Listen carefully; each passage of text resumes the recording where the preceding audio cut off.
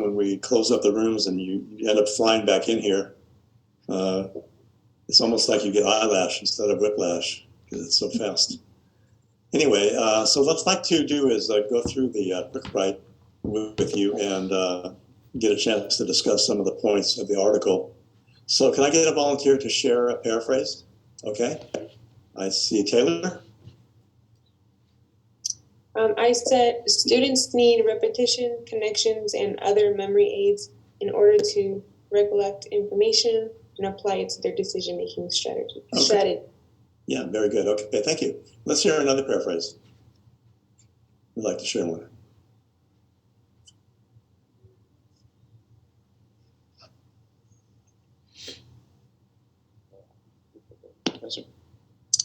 Yes. Okay, so what I wrote was this particular article is interesting to say the least because it explains the science behind the brain and how forgetting information is ultimately a survival tactic.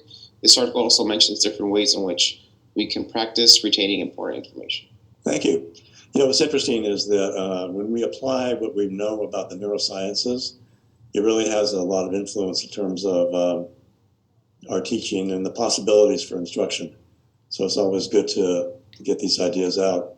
Would somebody share a word that you pulled from the article? And if you have the same word, would you wave at the screen or put up a little hand sign or something? Who'd like to share a word? Michael? So spacing. Spacing, okay. Yeah. Anybody else have that word? Okay, we got a few here. Could you tell us why you chose that word? Repeatedly coming back to a topic. I liked the strategies that were promoted in the article because I felt like if we don't remember all the little details about pathways and neurons and how long it takes to forget, the strategies are what are going to be useful for us to help our students. And so I picked basically all the 5 strategies. And a couple of those spoke to me because I teach music, and that's exactly how we teach. Yeah. So then the notion of spacing and all the other strategies that help with what we call neuronic growth is something that is useful and easily implemented and embedded into our instruction as a consistent practice. Okay, thank you. Let's hear another word. Leah, do you have a word? Okay. So I chose forgetting. I chose forgetting because I never thought of forgetting as like an active process that serves an evolutionary purpose or an evolutionary function. And I just found that it was really interesting that, you know, the action of forgetting can actually, serve a purpose when it comes to our survival and what we need to retain. So I just thought that was interesting and thought that, when we forget things, there's a reason that we forget them, but it's just the way our brain is like organized and how we can retain. I just found that was interesting. Yeah, just the whole action of forgetting. Yeah, I think this takes some of the heat off of our students too. Because when it's more of a natural process, then the question that we beg is, well, how can we present material in a way that's going to create more retention of information as opposed to students slip into that forgetting curve, which, 56 minutes after we present something is gone, right? So, that forgetting curve is probably a bit of a shock to some of us. I think New Yorkers are onto something, when they say forget about it. I think they're onto something there. Okay. Let's share another word. Who'd like to share another word?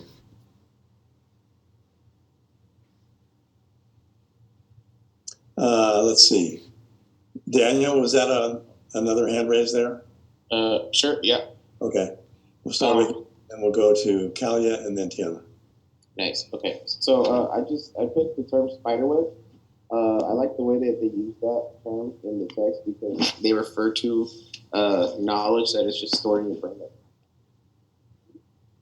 I thought that was pretty cool. It kind of reminded me of like the app Instagram where like you can save pictures and like I don't know about everybody else, but like there's a lot of things that I save on there, but that I don't necessarily go back and see.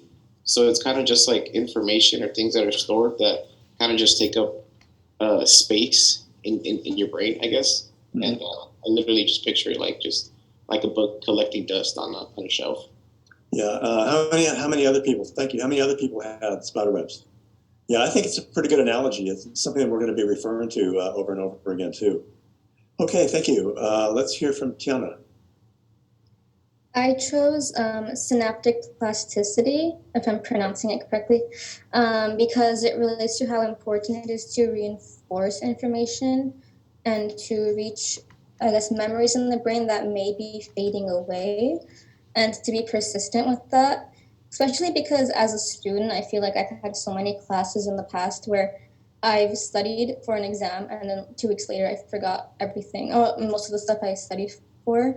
So I know I can't expect my students to remember everything, but to at least leave the class with knowing that they learned something and that it had purpose in their lives is important. So to be consistent with, I guess, revisiting concepts or ideas in the class. Yeah, have we all experienced something where we, cram for some information for a test or something, and then as soon as we leave the room, the info dump occurs right away?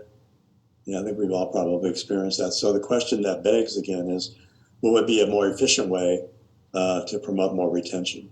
And that's really what we're after with content literacy. Okay, Kalia. Yeah, so mine is kind of similar to Tiana's. I said rote memorization, and so rote memorization is memorization that occurs from repetition. And I said if you repeatedly access that stored memory, then you're rekindling that memory in your neural network, and you're strengthening your ability to memorize that information. Now that's an interesting, thank you. That's an interesting idea. I want to talk about that for a minute, because sometimes we equate rote memorization with being able to recall, well, let's say factual information, for example.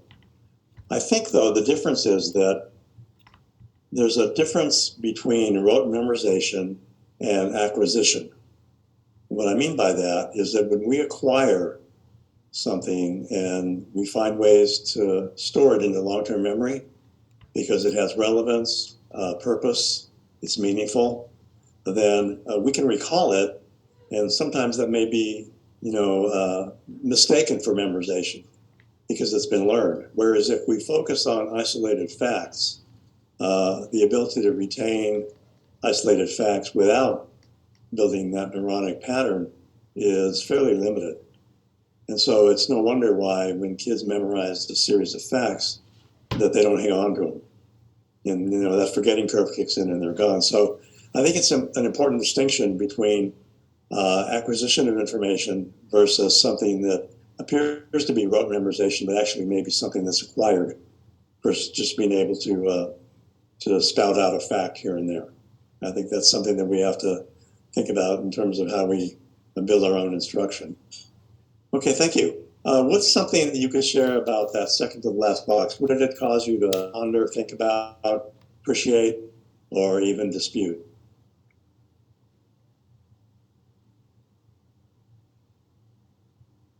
Okay, let's see. I got to find your hands here. Elizabeth, and let's see, who's my second person?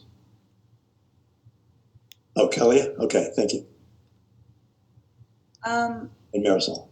I thought that the sheer speed with which the brain forgets something without having to be actively recalled was very interesting, because while, I feel like everyone knows that you forget things kind of quickly, like 55% within a day and like 75% within a week without having that recall is kind of scary when I think about it. So it's like trying to make sure that your teachings requires that kind of recall so that we can strengthen those things is what I found that like really quite interesting. Mm-hmm. Yeah. And again, it's more of a natural process. So I think that there's a tendency for us to think that, when kids forget things, it's because they're lazy. But there may be a lot more to it than that. Okay, thank you. Kalia and then Marisol.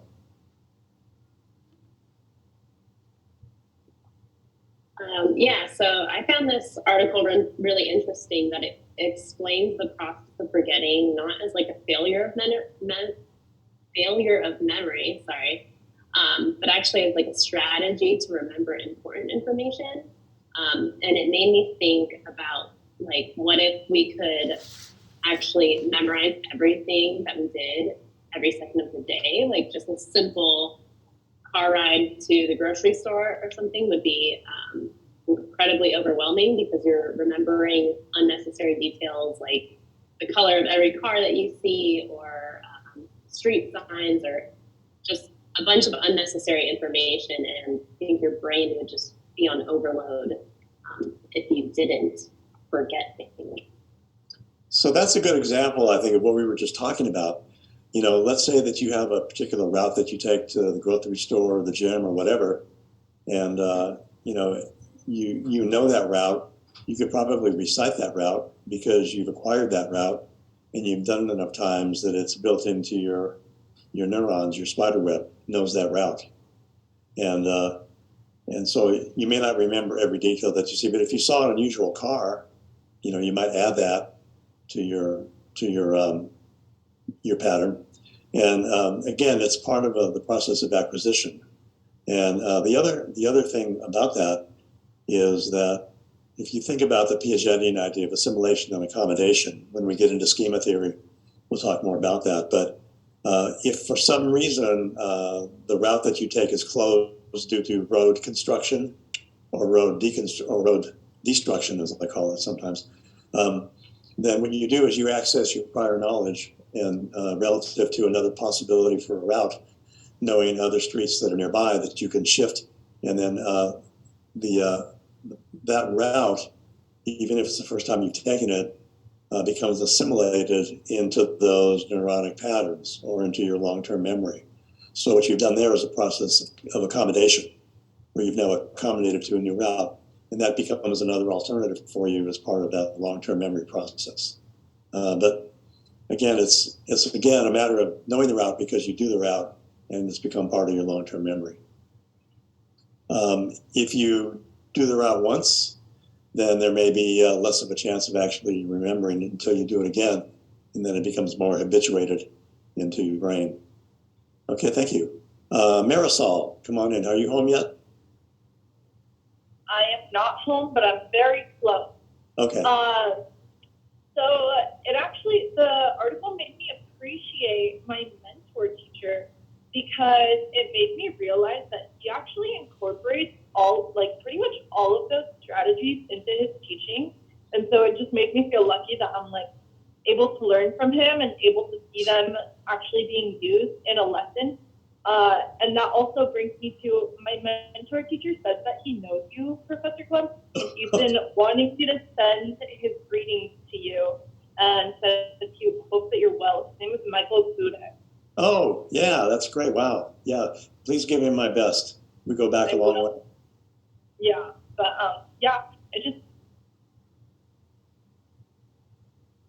That's terrific. It's always good to hear from former people that I've worked with and trained. Thank you. Okay, so implications for our teaching. What do you think?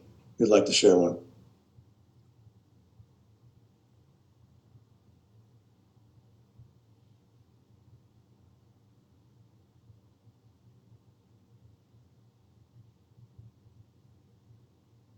Yes, Taylor.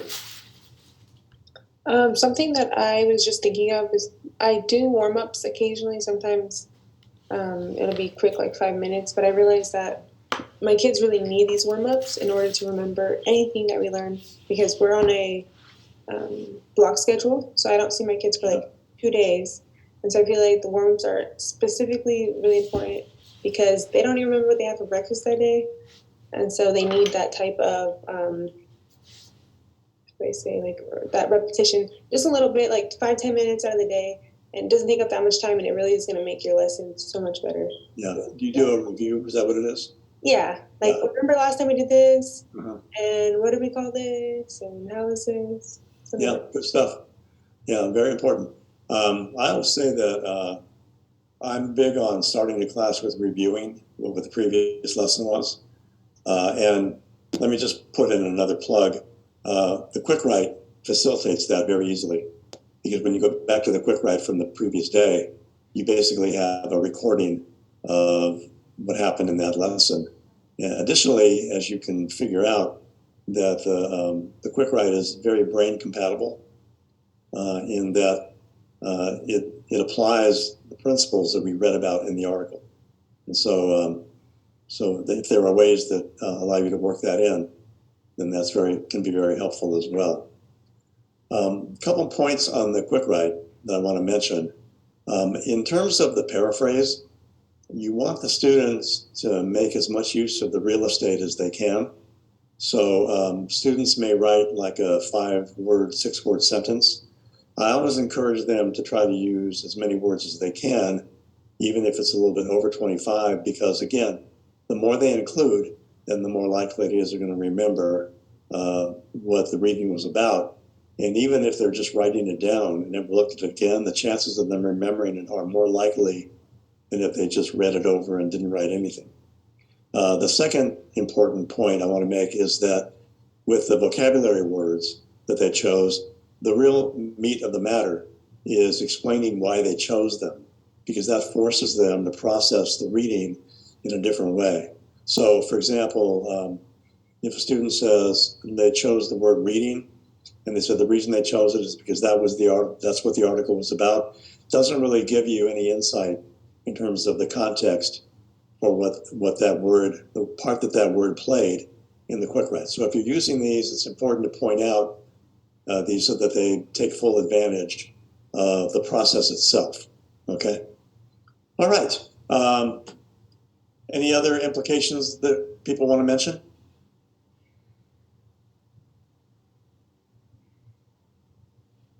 All right. So right after class, then you'll drop these into Google folder, and then we'll move on to the Quick Write in a bit.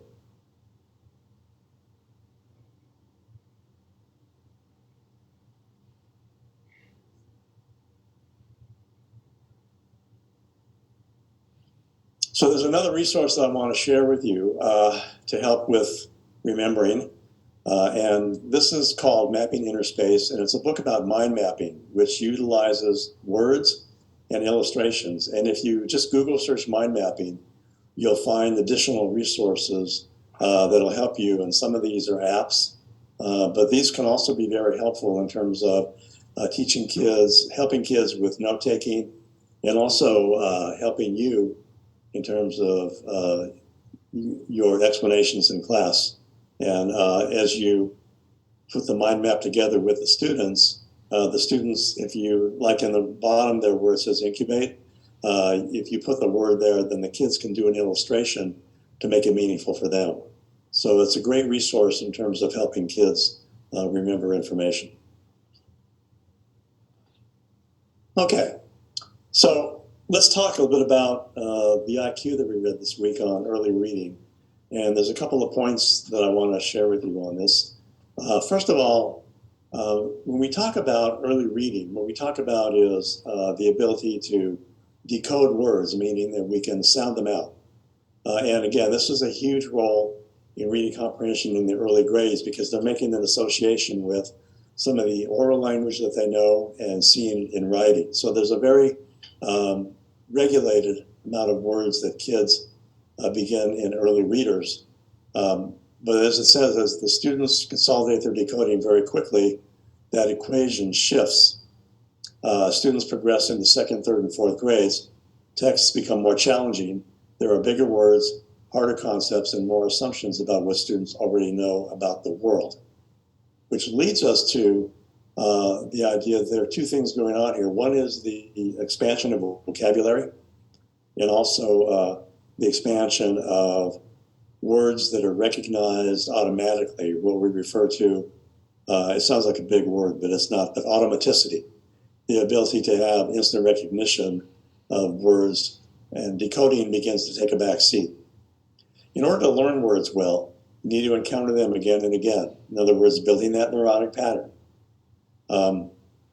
As young children learn words, they start to form connections in the brain that that join synonyms together. Learn words, they start to form connections in the brain that join synonyms together or relate words that are used in similar situations. And this gives bigger, harder words a place to land when students learn them. So these concepts aren't new. They're just more sophisticated or refined to describe similar things. So words carry a concept load, and there are attributes and other ways of saying the same thing as kids begin to expand their vocabulary. So that gets us into some of the challenges we face in terms of dealing with the IQ, what reading does for the brain. So we're going to have our first IQ karaoke tonight. Again, as this guy says, I hope we don't miss karaoke tonight, because again, they're rowing their way to it.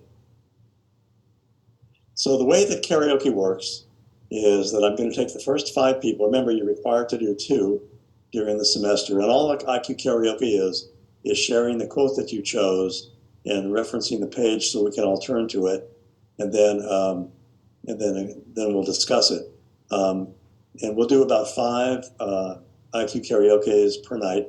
So I will take the first 5 to sign up in the chat. Okay?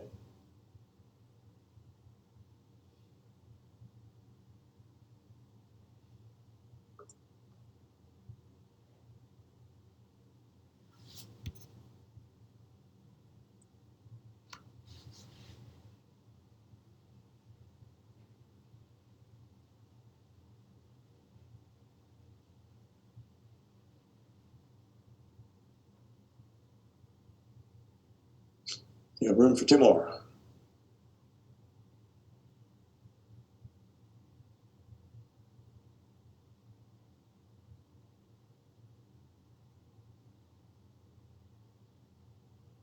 One more to go.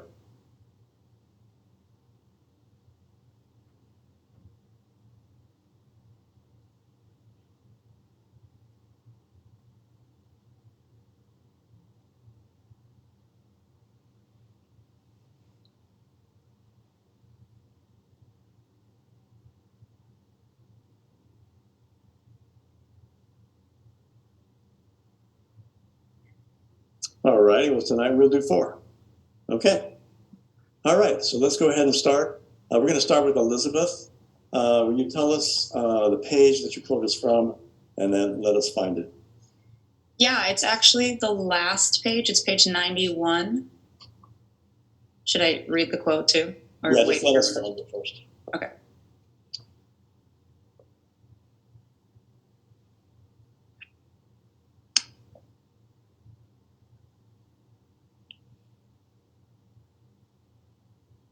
Okay. It's an encouraging message for teachers of low achieving students is implicit here. We often despair of changing our students' abilities, but there is at least one partially malleable habit that will itself develop abilities: reading. Okay. Talk to us about why that quote resonated. I think it just really brings up the importance of reading, because some people get into the habit or like the thought process that if they're not good at reading, they're never going to be good at reading. And if they're a low learner, then, it's not even worth like attempting it because they've just kind of sealed their fate. But this whole article proves that even if you're not a great reader, just getting in front of a book and, powering through and continuing to read and then slowly upping your, like what you're reading will not only help you improve your knowledge of reading and like your literacy in that way, but it's what expands your knowledge in general and what can help you jump from maybe like a lower tier learner to like a mid or even high tier learner, because whether it's nonfiction or fiction, like it's either growing imagination or knowledge or both. And so it really sums up why reading is important, I think. Yeah, I also think the connection that they make to the fact that the more reading volume one does, that the more general world knowledge they pick up. And I think that's a significant aspect, particularly in relation to the quick write that we just did, and how important the notion of background knowledge is. And we kind of alluded to it in the first quick write, but I think it's more significant here in terms of why early reading is so important, and that the volume of reading is significant as well. Okay, thank you. Kalia, tell us where you went and give us a chance to find it. Yeah, so on page 89, it's like the second paragraph on the right hand side of the text. Okay. There's a quote, and it says, "The cognitive anatomy of misinformation appears to be one of too little exposure to print reading and over reliance on television for information about the world." Yeah, so I thought this was really interesting because they did do a test as well on this, and those who scored lower on the questions actually watched more TV and did less reading. And in this article, it was also saying that like although like television could have a lot of information, I think that a lot of like Americans are watching like primetime television shows that have misinformation in them. So yeah, I think it just shows that reading not only like develops vocabulary, but it also develops just general knowledge of the world. Well, what's interesting about that too is a couple things. One is if you're letting television dictate what you're watching and what you're learning about, then that's going to be severely limiting because that's a very finite type of situation. But I think the other part that's important is if you look at the ratio of what they refer to as rare words in primetime television, which is less than it is in kids' early reading books, then if we are dependent on TV for oral language development, particularly for our second language learners, then we know that there's a problem there. And I think that they consider to be the highest amount of rigor in words would be something like a transcript from a court testimony or even a science text where you'd find more rare words. But without exposure to the rare words, again, words carry concept load, and without exposure to those, we're not only limiting students' vocabulary, we're also limiting the building of that background knowledge that kids need to have. I think in here it says that on page 86, you'll see the graph there about spoken words, and where it says rare words per 1,000, that in adult speech, in terms of college graduates to friends and spouses, 17.3 rare words per 1,000, whereas in scientific articles, 128. But again, when they rank the words, you begin to see that there is much more sophistication in other texts as opposed to just watching television. Kalia, you have a hand up again? Yeah, just going on from that, it said also in the article that children's books contain 50% more rare words than adult primetime television shows, as well as like conversations with college graduates. And I found that pretty astonishing. Yeah. Now again, that isn't to say that, there are shows on TV, particularly, and this was before public television got real popular, but your PBS shows, your Disney shows that are more informative, your National Geographic, certainly will have more rigor in that sense and probably more rare words. But the point is that to forsake reading for that, it's still going to have challenges for kids in terms of overcoming the low reading levels. And I think what's interesting is this is before technology, which is why I like to use it, to show that the situation hasn't really changed that much. But with the advent of technology, we begin to see that there's even more risk in terms of kids being able to learn to read. Just to wit, the NAP scores showed a 5-point drop in reading scores for fourth graders, which is the lowest, it's more significant drop in 20 years that we've seen since the NAEP began. So, the important thing and the implication for us is that these kids are going to be knocking at your door in the next few years. So, they're already in 5th grade, so they're coming to you. So it's going to be a challenge. Okay, thank you. Taylor, come on down. The mic is yours.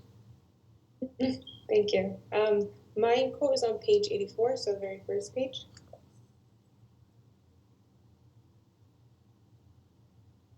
Got it? Yep.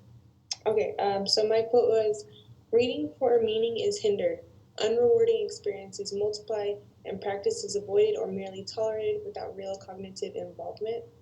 And I chose this quote because it resonates with me, because I'm currently struggling with keeping my students engaged and interested in reading. My district has like a goal that all students will be at their grade level for reading. And so something my school has done is we initiated this thing classroom-wide where we have all the kids during homeroom, they read for 10 minutes. And every time, it's a daily thing, but every time we do it, as soon as they put the timer on, they're like, really, again? And I'm like, yeah, it's an everyday thing. Like, nothing's going to change. And then they even pick their own books. If they go to the library, they pick it. So it's not like it's not something they find that's interesting, but it's hard because I try to convince them the importance. Like, you're going to do better in all your classes. You're going to speak better. You're going to write better. But they just don't understand the importance in that. And they think of it as a chore. So it's hard because they can literally just be sitting there looking at the book and not actually reading for those 10 minutes. So let me, if you don't mind, indulge me. I'd like to just give you a bit of background on this whole thing. Back in the early 70s, the idea came up to have what we call uninterrupted, sustained, silent reading. And so the idea would be that everybody in school would spend a certain period of time, and usually this occurred in homeroom or advisory. Well, homeroom, they didn't have advisories then. And then everybody in school, including the secretary, the principals, everybody would grab a book and they would read for a certain period of time. Well, and then they found out that the unsustained silent reading, or USSR, was an acronym for Russia, which was not good during the Cold War. So they dropped the U and just simply called it sustained silent reading. But here's the thing. There's nothing magical about silent when it comes to reading, particularly for kids that are studying, that are struggling. So a couple thoughts. One is that it's important for kids to hear proficient oral fluent reading a lot, particularly when they're struggling with their reading. So I take the silent off, and I just call it sustained reading. And I would take the opportunity to read stories, articles, even poems to kids so that they begin to hear language, because that's the first entryway into proficiency. Because your oral vocabulary is at least 2 years, if not more, ahead of your reading vocabulary. And they can understand more complicated words. The other thing I might suggest, and how long is your reading period typically? So it's during advisory, it's 10 minutes, and we're in advisory for like 35 minutes. All right. So what are they doing the other period of time beyond the 10 minutes? So they do homework first, and if they don't have homework, then they can play like cool math games or that typing game where they type and erase. Okay. All right. So here's if I were king for a day, then for those periods, what I would do would be to spend the 10 minutes doing the reading, the next 10 minutes doing a quick write. Because what's going to happen is going to change the way they approach the reading. And I speak from experience. Now, during my decade of deandom, we had sustained silent reading in the class. And during that period of time, the referrals out of class to me, the dean, picked up considerably. Because again, classrooms were supposed to be reading, kids wouldn't read, and the teachers would kick them out of class. So it's just this deterioration of this whole process. So my goal was to do a 10-minute reading period. And again, my kids were at middle school level, even though they were in junior college. And then take the 10 minutes after they read, have them go back and do the quick write, and then follow it up each day with the same thing. And what you'll see is the habit of reading begins to change, because there's a process involved that's going to help them retain the information. So that's my recommendation. You can take it or leave it. But if I were able to get this disseminated more, I think it would make a huge difference. It's certainly changed the way kids read, all the way from my sample, which was starting in 5th grade, all the way through high school and junior college, and it was consistent that this is what helped. So that would be my recommendation, because I've seen too many battles going on with, making kids want to read. And like I said, those scenarios, when I observe them, look more like the waiting room at a dentist's office with kids just leaping through pages. Yeah. It's a total waste of their time. Not only that, but it creates more discipline problems for the teacher. The only thing with the quick writes is that during advisory, they don't get a grade.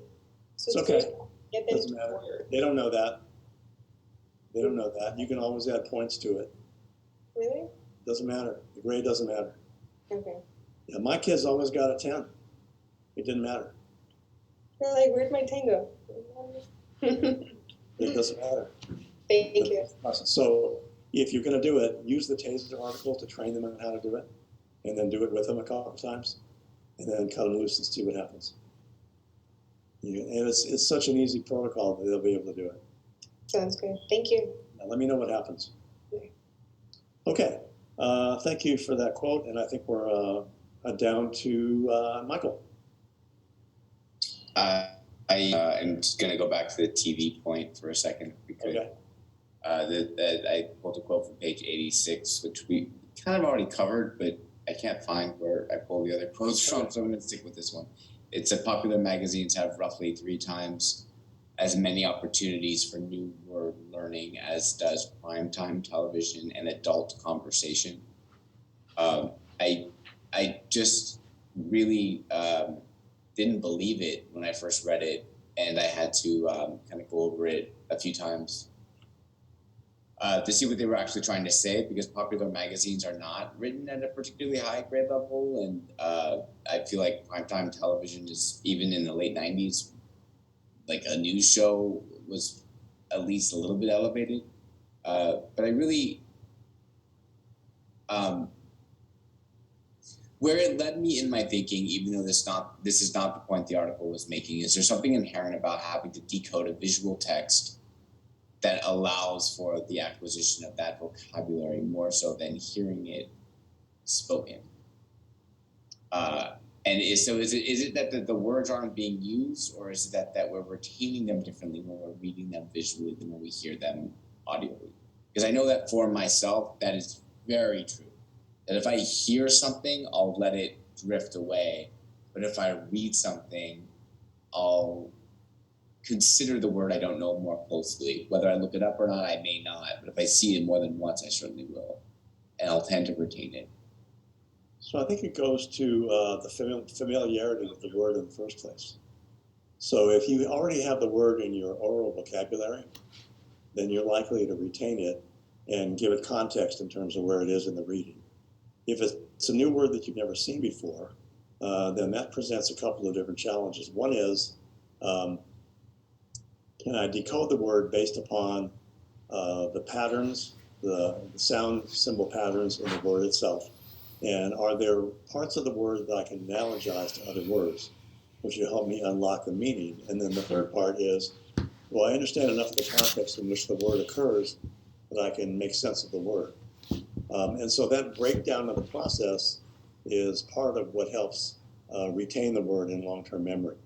So I've been in situations where I heard a word, I like the word, but then I forget the word within that 56-minute period of time.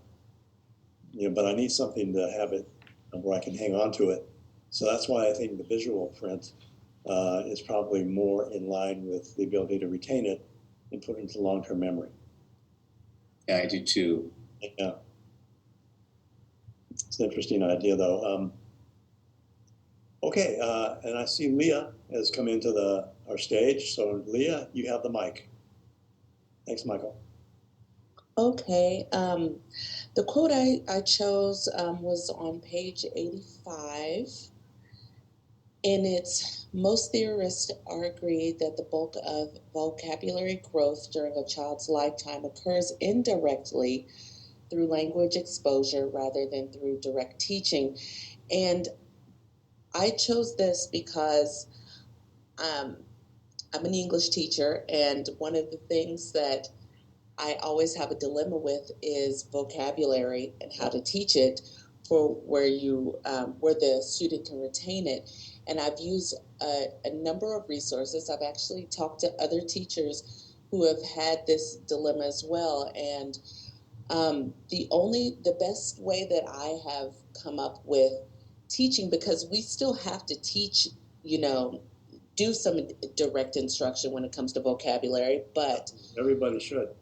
yes, but one of the best ways I found to actually teach it is to use the Freyer models, where they can, break it down to put it in a sentence. They can, put the definition. They can put a picture that, kind of what you were talking about at the beginning of the class with the mind mapping, where they could draw a picture to show meaning for them. The whole article, the whole thing was so interesting, but that just struck me because I was literally making vocabulary lists. And it was like, okay, I want them to remember all these words that we're going to use. But one of the good things is that they will be using them when we are doing a whole class novel. So they will come up again, which is also leading back to the first article we talked about with why students forget and, bringing it back up. So that is what struck me in this article, but you kind of touched upon it a little earlier too. Okay. I'm going to send you to another resource. I'm going to jump way ahead in our class because it'll be coming up later. But if you're interested, in Reader Part 2 on page 20 is an article called Teaching Meaning Vocabulary. And it's one of the best breakdowns of how to do vocabulary effectively. And we'll share other ideas too, but that may be something of interest to you now since you're kind of in that mix. It will be. Thank you. Okay. All right, so a couple of big takeaways from here. One is we know the importance of getting out of the gate early.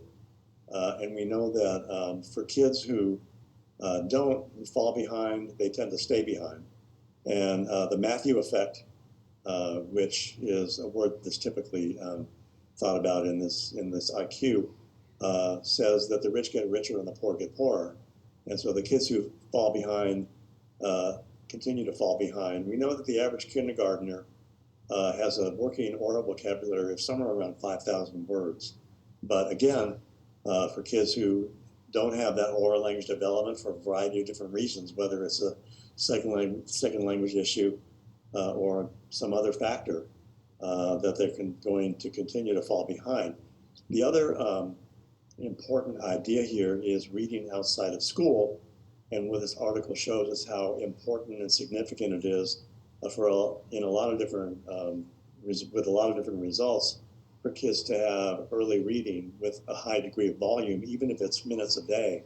We can see the effect in terms of the amount of exposure that kids get to words. And even though you're reading 1 million words a year, they're not 1 million different words, which kind of gets to the idea of redundancy and repetition in understanding the language, because the idea behind having schema for the language itself, understanding the sentence structure, the different ways in which sentences are manipulated depending upon the purpose. In other words, shifting the subject and the predicate when we ask a question versus the normal subject-predicate structure.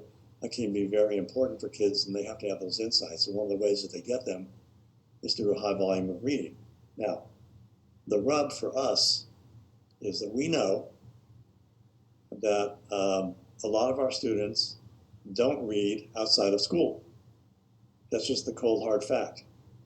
So the implication for us then, if we somehow have to compensate for those reading experiences by building in reading time in our classes where we can direct the reading and engage kids in actually processing the text. And that, of course, is an infringement upon our time, but it's time well spent. And I think we have to give consideration to that. And this is where a lot of our content literacy instructional strategies take hold in terms of sharing guided reading strategies with our students and having them work through. The goal for us is we want them to become independent readers that enjoy reading. So the more exposure we can give them, and programs like Taylor's in, where they're actually having time to read, can be very, very productive for those students. But again, if it's used wisely, I mean. And And I would venture to guess that a lot of the teachers that Taylor's working with are probably having the struggles that we talked about earlier. Any last minute ideas or concerns for the good of the cause?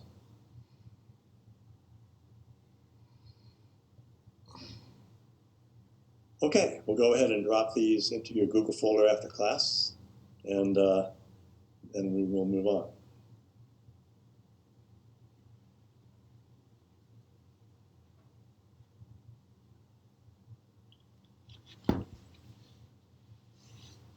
By the way, that wasn't too bad, was it, doing the IQ karaoke? It was okay, right? Yeah, okay. All right, so when it comes to early reading, I came up with a game that I'll share with you. Some of you may be in a position to even use it. If so, that's fine too. But I just wanted to kind of make you aware, because you can do some modifications of this in the classroom. The idea is to build sight vocabulary of what we call environmental print. So what I tell parents of kids that are 4, 5, and 6 years old, when they're starting to learn how to read, is to go into a room in the house and label everything with a Post-it. So let's say that we're in the living room. So I label a chair, a desk, a table, a lamp, a couch, a book, whatever. And then I make a duplicate set of Post-its, and I hand them to the student. And then what we want to do is see if they can match them to the labels that are already there. So let's say that a kid has a Post-it that says the word chair. So they look around the room, they find the matching label, and then they put it on top of that other Post-it. So you have now 2 Post-its that say chair. And then another one has desk, so they find that one. So what they're doing is they're matching the word to the object. And this is referred to as something that's highly contextually embedded. They see the object, and they see the label that goes along with it, okay? So the duplicate goes around, and they try to match it, matching the Post-it with the label that's already there. Now, where it becomes a game is after I collect the Post-its that I gave to the kid, but the ones are still on the objects, and I'm going to have them do it again, and I want to see if they can increase the time that they take to match it. And so let's say that over the first period of time, it took them maybe 6 minutes. And now we want to set a goal. So let's see if we can do it again, and let's do it in 5 minutes. And then we'll do it again and see if we can now do it in 3 minutes. So what we're doing here is we're building sight recognition of the word with matching the label to the object, okay? So we repeat the process until the time becomes fairly fluid, okay? And when the game part, you see that they can improve their time. Then the last step, when we feel that there's enough proficiency, I'll take all of the labels off the object, and I'll hand the student one set of the Post-its, and I want to see if they can label the object without the label being on it. And what that lets me know is that they've got sight recognition of the word. The reason why this is important is because once they have sight vocabulary, they can use parts of words to analogize to help decoding unfamiliar words, okay? Give you an example, like let's say that we had the word lamp, okay? And so they see the AMP phonogram pattern.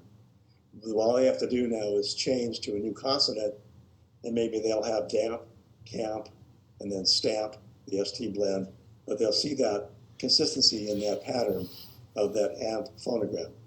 And this is part of the idea about unlocking kids' ability to read with automaticity. So they recognize these familiar patterns and they pull them out. So once I finish the living room, then I'll go to the kitchen and I'll label refrigerator, faucet. Doesn't have to be a word that's necessarily decodable. Fork, spoon, knife, drawer, cookies, whatever it might happen to be. And then see again if you can repeat the process and then go through that room. And again, this is a way of just building sight vocabulary around environmental print. And then after I finish the kitchen, then I might go back, I might drop in, like the article talked about interleaving, where we build in previously learned information or words. So I might drop in chair in the kitchen, or I might drop in a word like lamp. Maybe there's not a lamp in the kitchen. The kid will say, well, there's no lamp here. Bingo, that means they've recognized the word. Okay? So different ways you can get kids to be comfortable with print and, again, associations with the objects. So I call the game Read Up. So if you know anybody with young kids, be a fun thing to try out. So in our world, in terms of secondary instruction, one of the challenges that we have is this, right? What if they don't get it? What do we do? That's really the $64 million question for us in terms of how can we make the experience meaningful and, again, build in retention. We know that we have about 36 million adults that lack the basic literacy skills needed to land family supporting jobs. They struggle to read a street sign, a pay stub, or a menu. And, we see evidence of this in everyday society.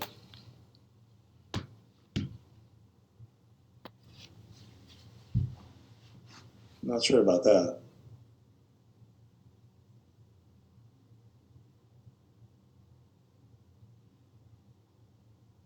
Don't think I want to go to that restaurant. Down. Right? Yeah. I don't think I want to go to that restaurant either, actually. So when we talk about literacy movement, I guess, for lack of a better word, we say that there are basically 4 overlapping ideas that are essential to developing readers and writers as learners in secondary schools.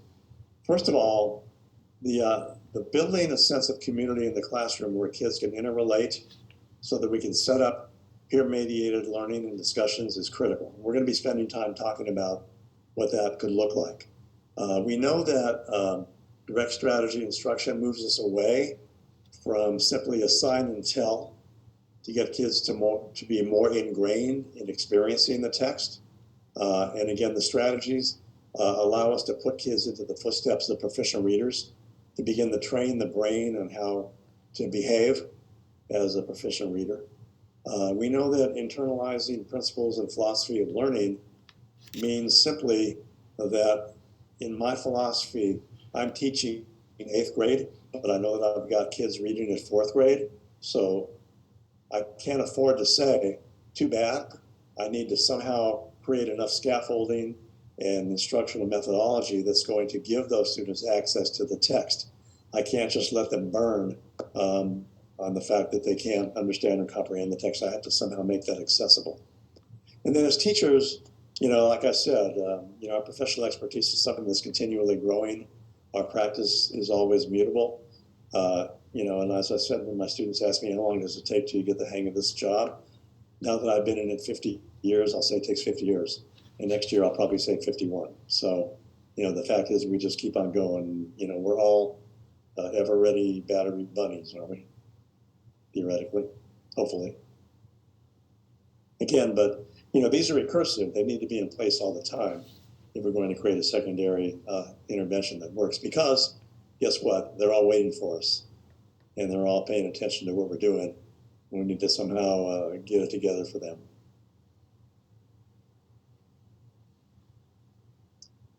So there's 2 typical responses that we see in our classes that challenge us. One is what we call the withdrawal response. And in a withdrawal response, the teacher presents grade level academic task. The student perceives they can't, while others can, and they withdraw. And eventually can't becomes won't, because then they build in resistance. So what happens is typically the teacher doesn't follow up on the completion of the task. The students ultimately escape the academic task and skills don't improve. So this is a typical cycle we see. And you probably, if you're teaching, you have kids in your classrooms that are hiding out basically because they can't do the work. So they're trying to generally, hide out so that and these are the kids who, when you ask a question in the class, they're the ones who are looking at their shoe tops, right? Because they're hoping that you don't call on them. The other part of it, which is more of a challenge to us, is what is described as the aggressive response. And sometimes the aggressive response is a result of the withdrawal response. In the aggressive response, the student presents or engages in some sort of problem behavior. The teacher removes the academic task, or in many cases, the student, and sends them to me, the dean. Typically, then the student escapes the academic task, and then the skills don't improve. So this is sort of the two cycles of challenge that we see when it comes to kids who struggle in their reading. Which leads people to say simply, you can't handle the youth, as Uncle Jack here said in a famous movie, but he said truth. So what I'd like you to do is to grab a hold of a blank sheet of paper and a pen or pencil.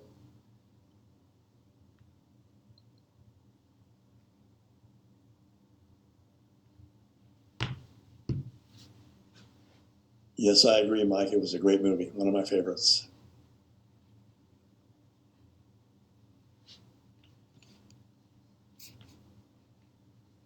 We're just going to do a couple little writing activities here.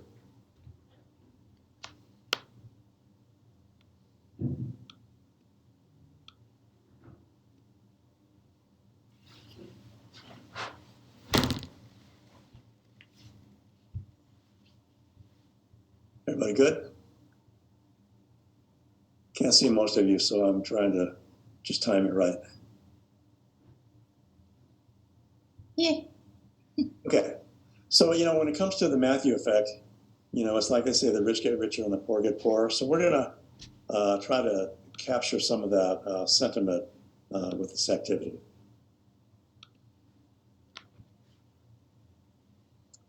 So let's talk for a minute about something that was brought up in chapter 1, which was response to intervention, or RTI. California always has to be different, so we have another I. So it was response to intervention and instruction, which is a multi-tiered system of support, in which it's designed to catch kids early so they don't fall through the cracks. Now, in an RTI model, what the model says is that 80% of the students would be performing a Tier 1 benchmark. Tier 1 would be, an example would be your kid who you've done a lesson on the Civil War.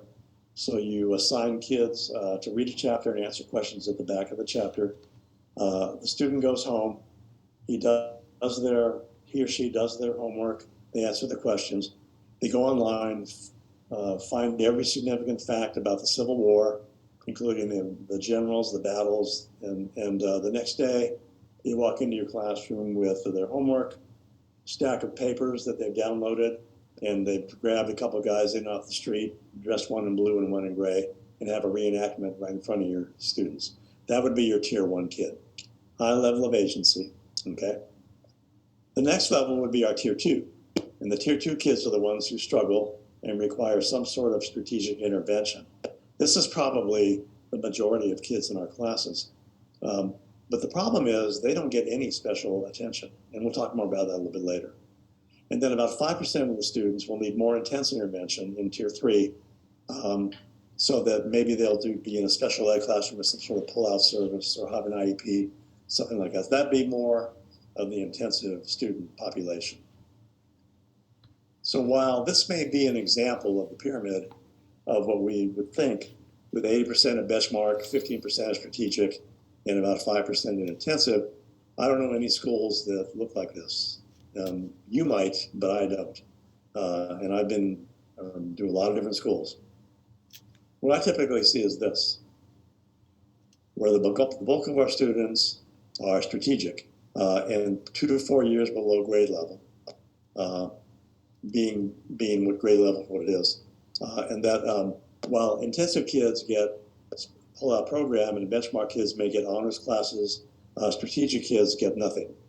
The best they get maybe is after-school tutoring on a voluntary basis. So the issue is, given that this is going to be the bulk of your students, and I'd say probably with the NAEP score as the indicator is that they'll be at the bottom end of that scale, we're going to have some heavy-duty challenges coming our way. But this would be what I would see more typical, with about 80% of the kids being our struggling population. So let's start with benchmark and do a little activity that kind of captures some of that. What I'd like you to do is, on that sheet of paper that you have, I'd like you to take a few minutes and write a short paragraph that describes something that you look forward to sometime in the near future. It could be anything at all. It could be a dinner party, meeting a friend, taking a trip, whatever it might happen to be. And let's take about anywhere from 3 to 5 sentences. It's plenty. Let's go ahead and do that.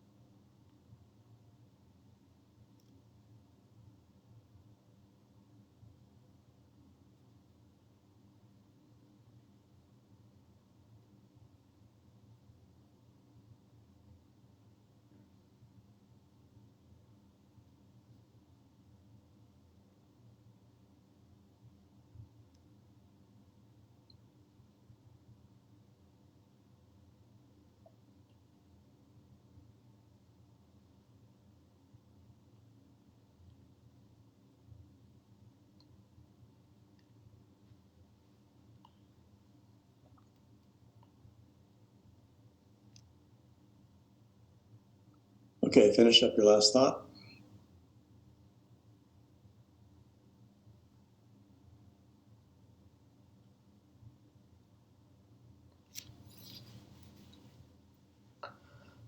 Okay, we'll come back to that shortly. So just put it as, you can just set it aside for now. Now, our Tier 2 kids are the kids that we call our content area curriculum casualties. They come into school, they hit the wall fairly early, and then sooner or later they tend to either drop out or zone out, and we lose many of them. Some of these comprise that 1.2 million high school kids that we lose every year. And this, again, is our Tier 2 kids who are 2 to 4 years below grade level, but don't have any special help or assistance during their regular school day. They're basically left to their own devices unless they have a teacher who's employing a lot of content literacy strategies to give them access to the text. So in our strategic learners, we're going to take a look at part of that here. But again, I do want to mention that this will be the bulk of kids in your classes typically, as we see. So when we think about Tier 2 kids, so these are some of the challenges that they present. First of all, the fluency of text reading is not quite there. They may be able to decode words, but oftentimes the rate of their reading is too slow for the text to be comprehensible. In addition, their vocabulary knowledge, particularly when it comes to academic language, is somewhat limited.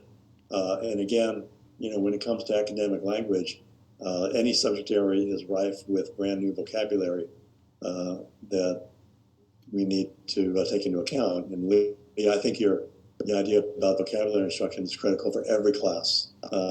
Basically every class is a language class because we have a specific language to our discipline. In addition, background or prior knowledge related to the content of the text being read may not be there. I think I told you about my class that when we were doing an article on the Second Amendment, and I was explaining why it was written and when it was written, and related to organizing a militia to combat the redcoats.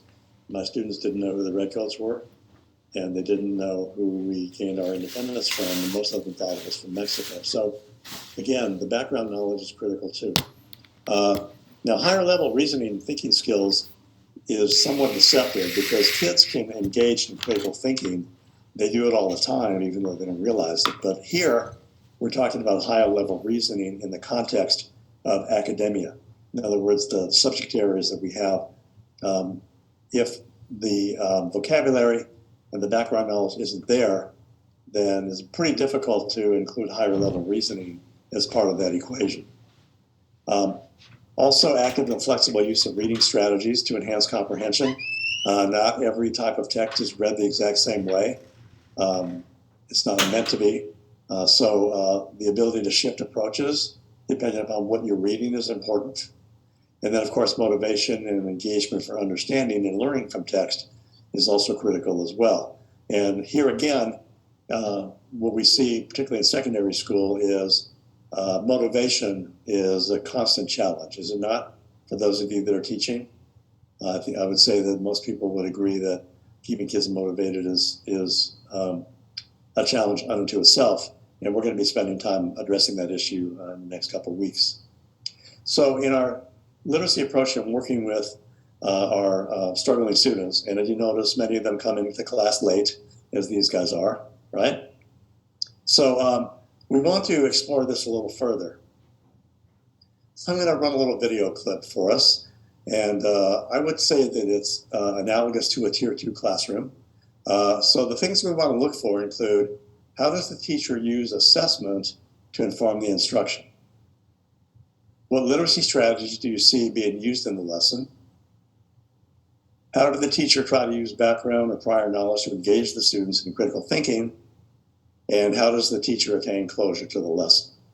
So we see the structure here beginning, using assessment. Are there strategies? Did they employ background knowledge? And again, was the lesson brought to a close in a meaningful way? Now, as you watch this video, you may recognize some of the characters in here. So I think you'll find this to be interesting.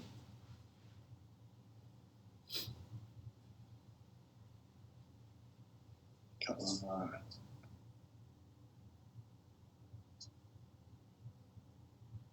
Let me try that again.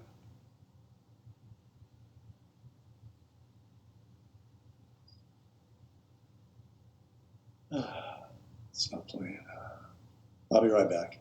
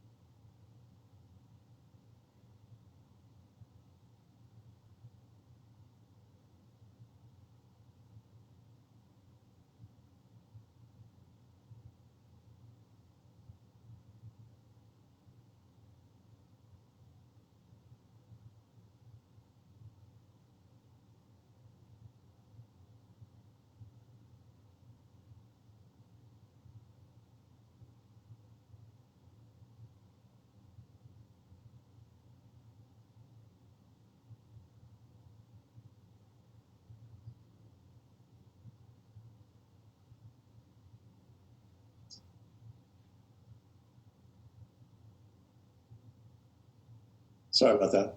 This is not funny. Settle down, settle down. I've graded your tests, and I have to say, I am more than a little bit disappointed.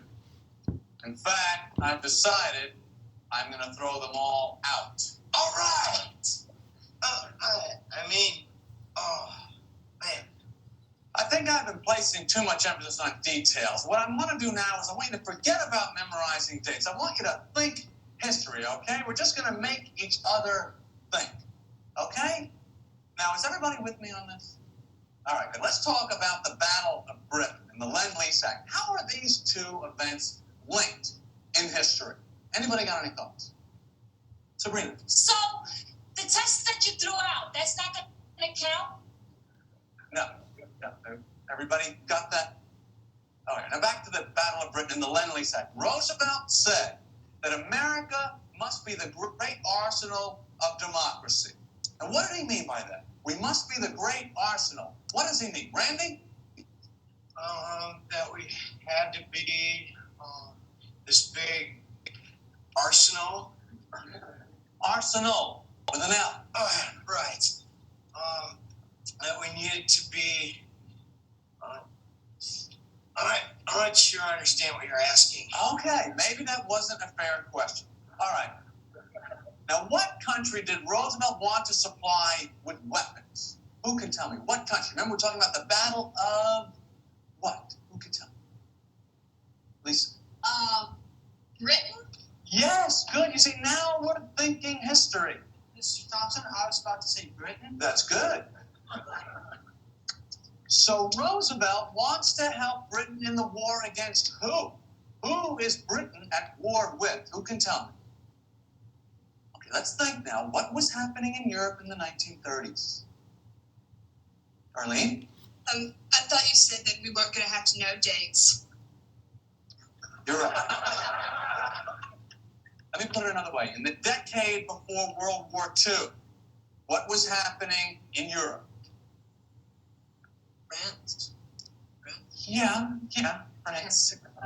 But let's think. What political group was in Europe at the time? The French? Yes. Mr. Thompson, the French are still in Europe today. Yeah, let's just get off the French for a while, okay?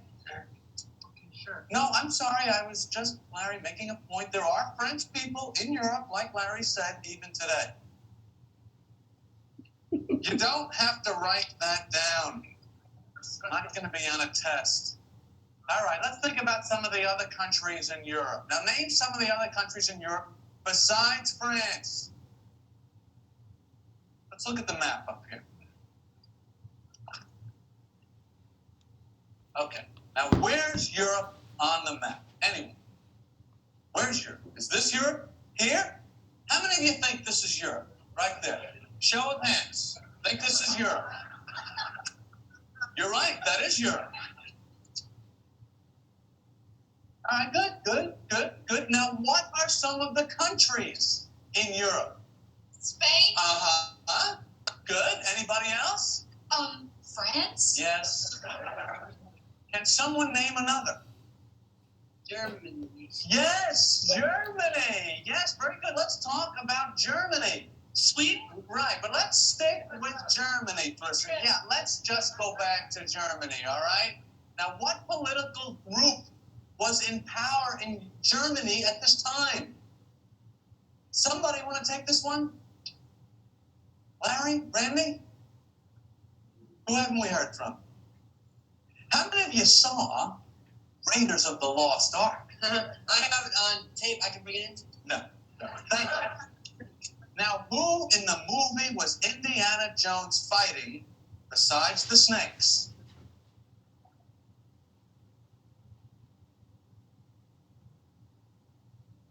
He was fighting the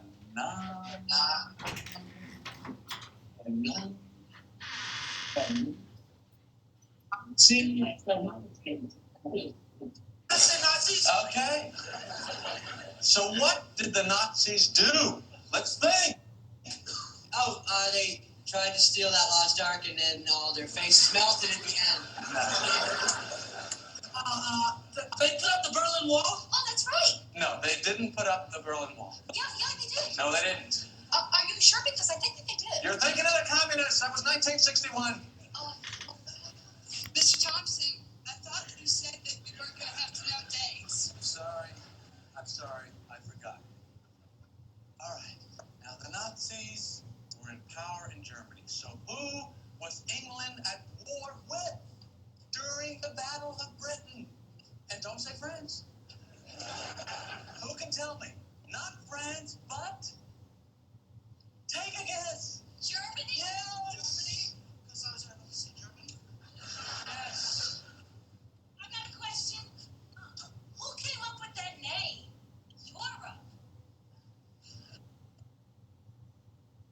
You know, let's. I think we've done enough today. Let's just let's replan it. Just everybody. Meet at your desk. Everybody. Let's do that. Yeah. We never did get to find out what that guy Roosevelt meant by the great Arsenio. It doesn't matter. Why don't you bring in your copy of Raiders of the Lost Ark?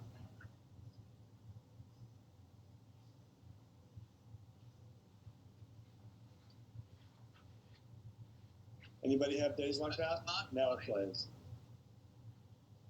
Anybody have days like that before?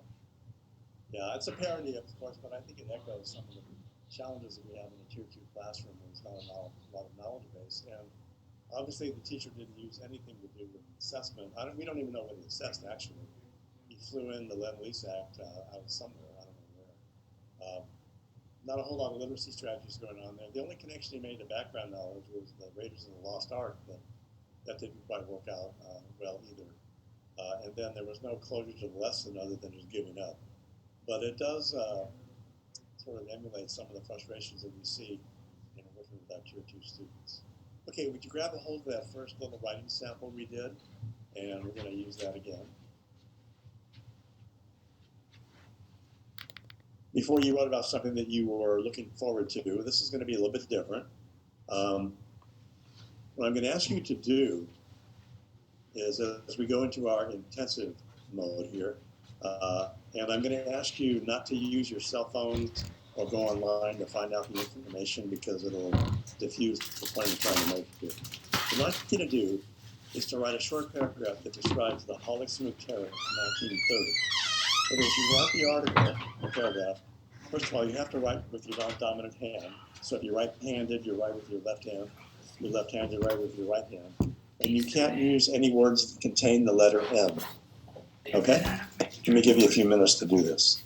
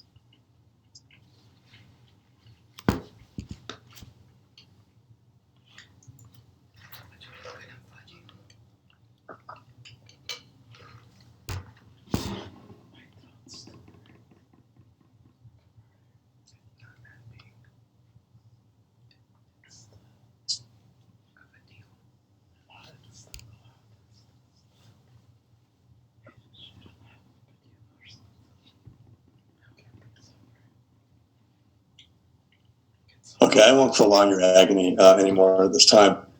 So let's, in looking at your first sample and your second sample, what are some of the differences you notice between the first sample that we did and this one that we did just now? Any thoughts? Yes, Michael? The first one I actually wrote something. Okay. You're not alone, I'm sure. For those of you that did get something down, what do you notice?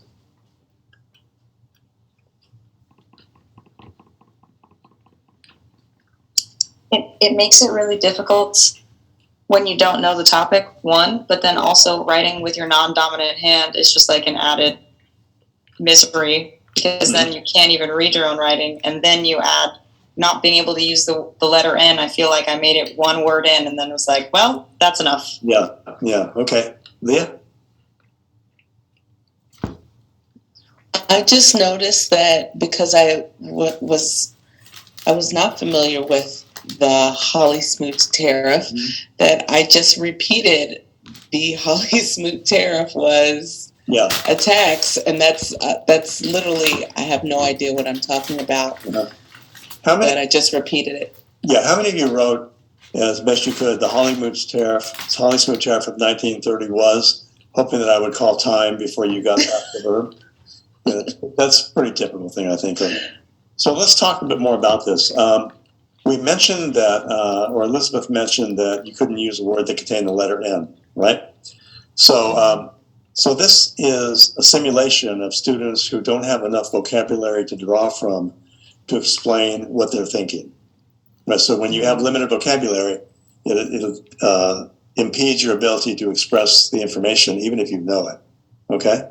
What about the handwriting? What do you notice about that?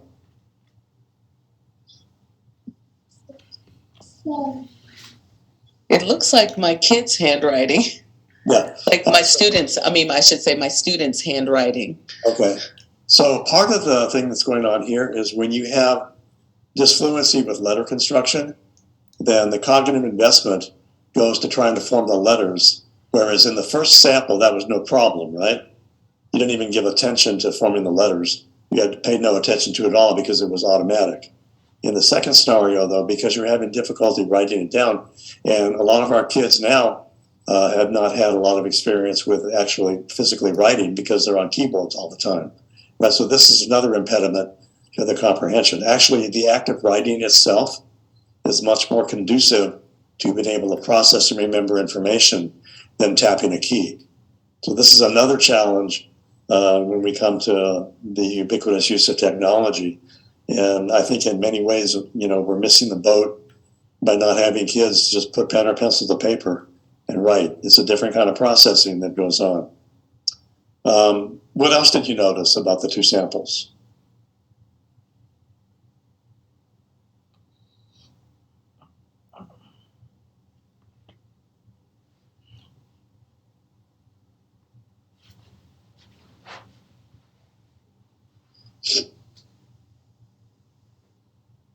Well, obviously not knowing what it is presents a challenge in and of itself, right?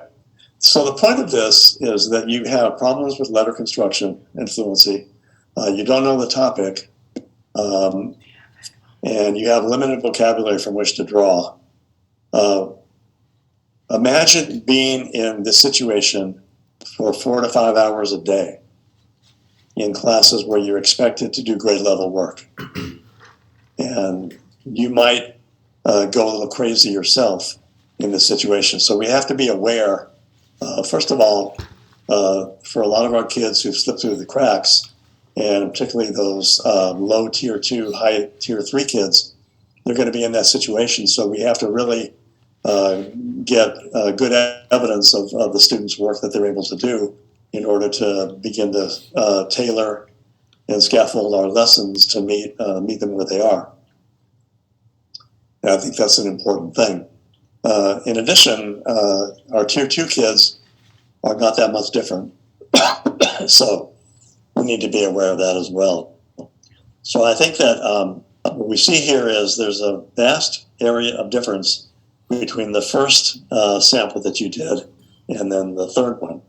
And this again shows you this disparity between kids' ability levels from those that have their act going on and the ones who are struggling to even get through the day. So just a level of awareness on that fact. Okay?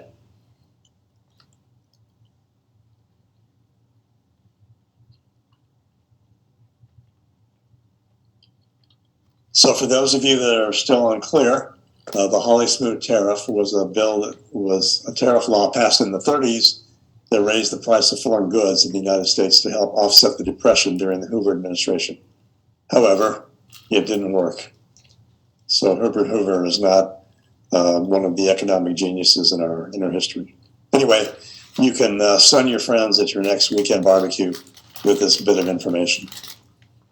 But don't have them do the writing sample. It's probably going to cause them to throw things at you. Okay, I'm going to finish up with one idea to share with you that I used in my classes. It's based upon the idea of synchronicity. Synchronicity means things that are synchronized happen exactly at the same time. The Greek root is synchronos, happening at the same time. In broad terms, cooperative activity among elements is the essence of effective performance in any system. So we engage in synchronous activities all the times during our daily life, and we don't even realize it. For one thing, all the different things you see and hear, whether it's any kind of team sport, aerobics classes, driving on the highways, in a marching band, on a team, in an orchestra. All of these are aspects of synchronicity. And there are certain effects that synchronicity has on people, which provides us a sense of cohesion and collaboration. So synchronization theory may facilitate the development of explanations from an emotional classroom perspective regarding the role of emotions in teaching and learning. Most importantly, the theory of synchronization may open new possibilities for viewing and studying the classroom, the EC classroom, as a living organ with its own internal dynamics rather than as an assembly of discrete individuals involved in the learning experience. A little bit more theory about this. Collins' interaction ritual theory explains emotions as generated and being generated by social rituals, where a ritual is defined as a mechanism of mutually focused emotion and attention producing a momentarily shared reality, which then generates solidarity and symbols of group membership. According to this theory, an individual's perception of reality is constructed by emotional processes in which rituals act as driving forces. Participation in a ritual gives the individual a special kind of energy termed emotional energy. So what I want to show you is a ritual that I did with my classes every day at the end of class. And sometimes we don't pay attention to how we close out the classroom. So this is one ritual that I did every day, and the kids got into it right away. So what I'm going to ask you to do is to raise your hands and put them by your ears. Okay. And then what I did with our students is, the first thing we did is we used the ASL sign for applause to applaud our efforts for the day. And then we used a gesture where we tap our head 3 times and say the word think.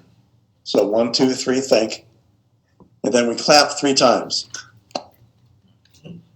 Now, if you think about any of you football fans out there, if you see what the offensive team does during a huddle, when they break the huddle, they all clap like this. That's a synchronous type of activity. So what I did with my students was every day at the end of class, we would say, I'll say hands up, we would do this, we would do 3 times and say think, and then we would clap 3 times. And that was how I dismissed my class. And it was amazing to see the effect of that. In fact, what was interesting is one day we got a little bit behind and I was late letting them go. So I said, okay, you guys will see you tomorrow. And the kid stood up and says, wait a minute, are we going to do this? Okay, that's pretty cool. So we went ahead and did it. So these are my 3. It doesn't have to be these. It can be anything you want. But I want to make a suggestion that at the end of every class, do some sort of closing ritual to close down the session and add that element of synchronicity. Okay? And then if you do it over a few days, give us feedback on it. I found it to be just a fascinating, different kind of thing in terms of closing the class. And again, you can make up 3 things of your own. 3 is probably the ideal number. But anyway, try it out, see if it works, then let me know. Okay? And I always tell my kids, okay, you guys know I'm a little bit different, right? I'm a little crazy, so we're going to do something crazy. And that gives us license to do it. And it worked every time. Okay. For next week, we're going to be doing an IQ. The IQ is on chapter 3 in Baca, and it's called Culturally Responsive Teaching. Remember 3 quotes. Some of you are still doing 2, but just remember that it's 3 quotes with explanations, and we'll do our IQ karaoke again next week. After class, I will be emailing you another quick write so that you'll have both of those to do during the weekend, and then you'll have them for me to drop into your Google folder at the end of class next Thursday. Okay? Wait. Any questions? Yes. Yeah. What was the IQ again? The IQ is chapter 3 in Baca, Culturally Responsive Teaching. Oh, is it a PDF? Okay. Pardon me? It's a PDF, right? No, it's in the textbook. Oh, okay, sorry. What Remember, page was it? IQs are textbooks or articles in the reader. Okay, just to let you know, what page was it again? I'm just trying to remember. The page in the textbook? Yeah. I don't have the textbook in front of me right now, but it's just chapter 3 of the table of contents. Oh, okay. It's I the get it. Baca, remember, it's the Baca text, your Okay. textbook, not the reader. Okay? Okay. All right. Any other questions?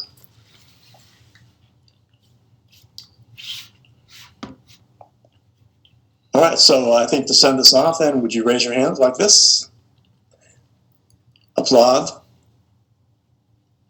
Think. Hard to do on a computer. Have a good week, everybody. I'll see you next Okay, Thursday. have a good weekend. You too.